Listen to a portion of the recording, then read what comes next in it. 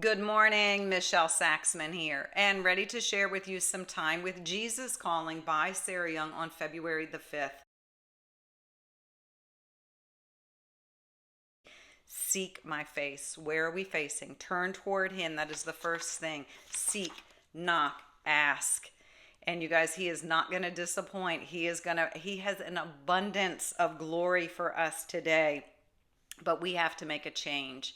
This is that transformation and the renewing of the mind, the things we want to carry around and we want to grasp onto and we want to control and we want to worry about and we want to pray from a place of scarcity and lack and uncertainty. And he says, nope, in order to receive, you got to put that stuff down. It has to come from us. This is where I'm saying it is an inside job. This is the free will. Who is the conductor of the brain train? How is the body responding?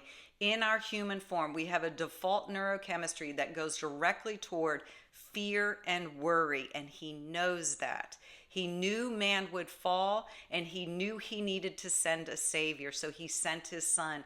But now what he wants is for us in our human form to come back to him, to get things in the right order, in the right relationship, relying on him. We get to walk in the garden just as Adam and Eve before the fall.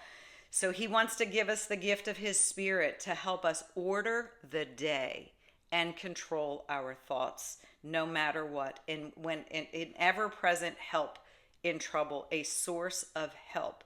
Though the earth give way, things, external circumstances, the earth is going to give way, the mountains are going to rumble. All of this stuff is going to happen in this broken, fallen, fractured planet. And yet he says, receive my peace. Come into my presence.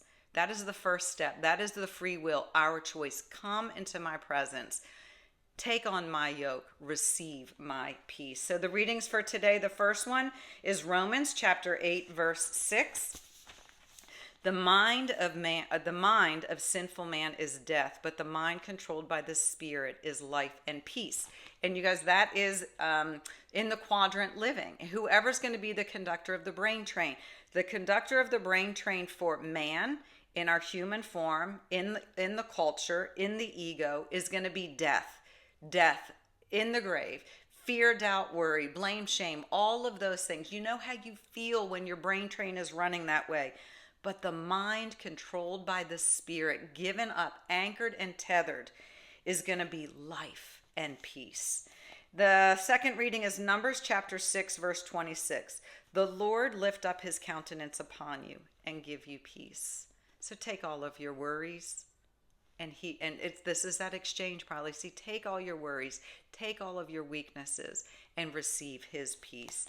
The final reading is Psalm chapter 46, verses 1 and 2. God is our refuge and strength, an ever-present help in trouble. Therefore we will not fear, though the earth give way and the mountains fall into the heart of the sea.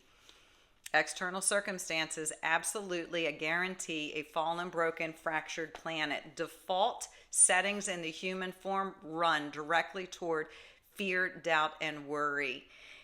And yet, he says, just connect with me. Let me renew your mind, give you my peace, trust in me, seek my face. So those are my takeaways for today. I would like to say not a complicated reading, pretty straightforward in my opinion, but not always easy. We have to, for me personally, got to do it throughout the day. Catch myself worrying about something, acknowledging how my thoughts are making me feel. By God's grace and mercy, we are so beautifully and wonderfully made, completely interconnected.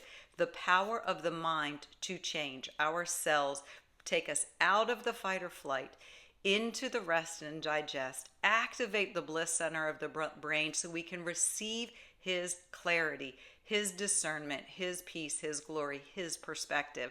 So y'all have a super blessed day. Stay connected to the vine, and I will talk to you soon. Bye-bye.